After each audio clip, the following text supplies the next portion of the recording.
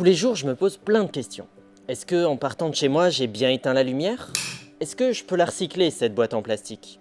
Est-ce que c'est grave si je mange un steak? Et est-ce qu'on devrait se poser ces questions à l'école? En octobre 2018, le GIEC, groupe d'experts intergouvernemental sur l'évolution du climat, a rendu un rapport qui décrit la situation et les prévisions de l'évolution du climat. Un résumé rapide reviendra à dire on est dans la merde. Mais ça, tout le monde le sait déjà. Et finalement, qu'est-ce que je peux y faire, moi? Ah, toujours des questions. Eh bien aujourd'hui, j'aimerais réfléchir avec vous à 3 d'entre elles. Est-ce qu'on doit enseigner le changement climatique à l'école? Et si oui, pourquoi et comment? Je veux rappeler que je ne suis pas climatologue ni écologue, au mieux vaguement informé sur ce sujet qui me tient à cœur et qui me semble particulièrement important. Et même si je m'appuie sur les sciences, ma vidéo garde un côté militant. Pour en savoir plus sur des problématiques liées au changement climatique, je vous invite par exemple à aller voir la chaîne Le Réveilleur ou cette vidéo de l'envers de la blouse dont vous retrouverez les liens en description. Déjà, je répondrai oui mais à la première question. Oui, et pourquoi? Parce que mine de rien, le réchauffement climatique menace directement ou pas des centaines de millions de vies. Ça aura et ça a déjà un coût économique qui se compte en milliards. Mais, je dis mais, parce que ça dépend beaucoup du comment. Et justement, un dossier du Centre national pour l'enseignement des sciences, paru en 2016, présente une étude très intéressante pour nous aider à y répondre. Ils ont cherché à étudier comment le changement climatique est enseigné dans les écoles américaines à partir d'une enquête auprès de 1500 enseignants sur l'année 2014-2015. La plupart des élèves de l'équivalent du collège ou du lycée ont au moins un cours dédié à l'enseignement du changement climatique. Mais pour autant, les profs évoquent un manque d'unité dans les curricula. C'est à l'initiative des enseignants, principalement de sciences de la vie et de la terre, et certains élèves vont avoir une dizaine de cours, tandis que d'autres n'en auront qu'un ou deux. L'une des recommandations du rapport est que le changement climatique devrait être enseigné de manière structurée et interdisciplinaire à travers le collège et le lycée. Le côté interdisciplinaire, c'est important parce que c'est absurde d'espérer que chaque enseignant maîtrise tous les aspects du changement climatique. C'est une question complexe et les profs ne sont pas climatologues. Donc l'idée de créer du matériel didactique facile à prendre en main pour divers enseignants, ça aide à créer une structure de base commune aux profs qui vont plus facilement l'enseigner. Enfin, il ne faut pas oublier de mettre les moyens de communication pour diffuser ce matériel adapté à l'enseignement du changement climatique. Bon, là vous auriez le droit de demander, est-ce que ça veut dire finalement enseigner le changement climatique? En l'occurrence, le dernier rapport du GIEC le souligne, il y a réellement un réchauffement climatique global rapide et les activités humaines en sont principalement responsables. C'est le consensus scientifique actuel basé sur des décennies d'études dans de nombreuses disciplines.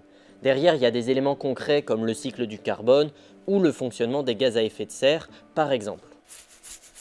Dans cette étude, ils demandaient aux enseignants qui enseignaient le changement climatique quels étaient les sujets qu'ils abordaient. Et la bonne nouvelle, c'est que dans l'ensemble, ils abordent les bons mécanismes du changement climatique, ceux qui ont un réel impact. Mais les enseignants le disent eux-mêmes, plus des 2/3 seraient intéressés à avoir dans leur formation continue des cours sur l'enseignement du changement climatique. En fait, dans leur étude, qu'on peut raisonnablement penser représentative, plus d'un prof sur 2 enseigne depuis 15 ans au moins. Donc à l'époque, la formation initiale, elle donnait pas des cours là-dessus.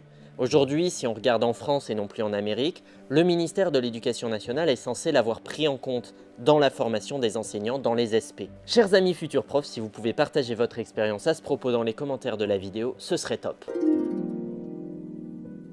Finalement, ce que cette étude révèle aussi, c'est la diversité de profils des enseignants. L'écologie est un sujet repris politiquement et on peut assez facilement tomber d'un côté comme de l'autre dans l'idéologie. Et je crois que c'est important de garder avant tout en tête la dimension scientifique de cette problématique. Après, quand on parle de formation d'enseignants, la réalité c'est qu'on est tous déjà teintés par une certaine forme d'idéologie. Donc le reconnaître et en tenir compte pour adapter la formation des enseignants, c'est important. Une des plus grosses difficultés, c'est qu'aujourd'hui, le nombre de personnes qualifiées scientifiquement et pédagogiquement pour former les enseignants est très réduite, surtout si on prend en compte l'urgence de la situation. En attendant, j'invite chacun d'entre vous, et je m'inclus là-dedans, à essayer de faire la part des choses entre une controverse scientifique, ce qui n'est pas le cas, et une controverse politique ou médiatique, comme on en voit régulièrement. Il y a pas mal d'articles scientifiques qui ont évalué la communication liée au changement climatique. Face à des personnes qui pensent que ce changement est naturel et pas causé par l'humain, il semblerait que mentionner l'importance de l'environnement pour leur identité soit plus efficace que leur mettre dans la face des articles scientifiques ou des jugements moraux. Par exemple, si vous ne voulez pas que les lieux qui vous sont chers soient bouleversés par le changement climatique, on devrait agir. Bref, le comment enseigner le changement climatique, c'est pas si facile, et ça incite aussi à se demander quoi enseigner sur ce changement climatique. Je vous partage un max de ressources pédagogiques dans la description de la vidéo, que ce soit pour vous former ou pour enseigner le changement climatique à vos élèves. J'espère que ça pourra vous être utile, et n'hésitez pas à partager cette vidéo avec tous les profs que vous connaissez, ça fera pas de mal.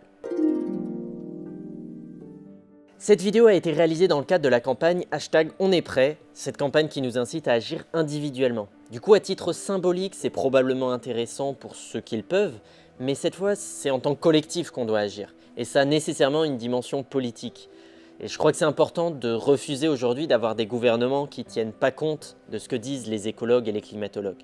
De gauche, de droite ou d'extrême centre, c'est pas la question.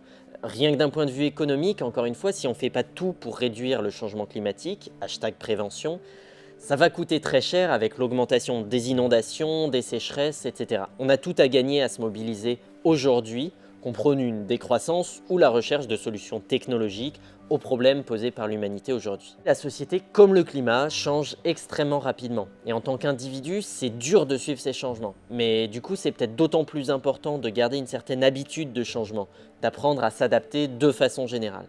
Et bien sûr, on n'a pas tous les mêmes moyens pour participer à ce changement. Et par exemple, ceux et celles qui gagnent à peine de quoi vivre en travaillant dans des conditions dégueulasses, c'est principalement pour eux que le gouvernement doit jouer le plus gros rôle. Mais pour ceux et celles parmi nous qui le veulent et le peuvent, le défi On est prêt est top. Et moi je m'engage à ne pas chauffer mon appartement au-dessus de 15 degrés pendant un mois. Donc ça commence le 15 novembre, c'est tout bientôt, et oui, je suis chaud comme la braise. Donc je vous invite à choisir une action dans la liste que vous retrouverez dans la description de la vidéo. Et peu importe finalement l'impact de mon action, ce ne sera pas suffisant individuellement. Mais ce qui est intéressant, c'est quand on aura enfin des gouvernements qui prennent au sérieux ces problèmes, pour ce qui est de changer, au moins on pourra leur dire « on est prêt ».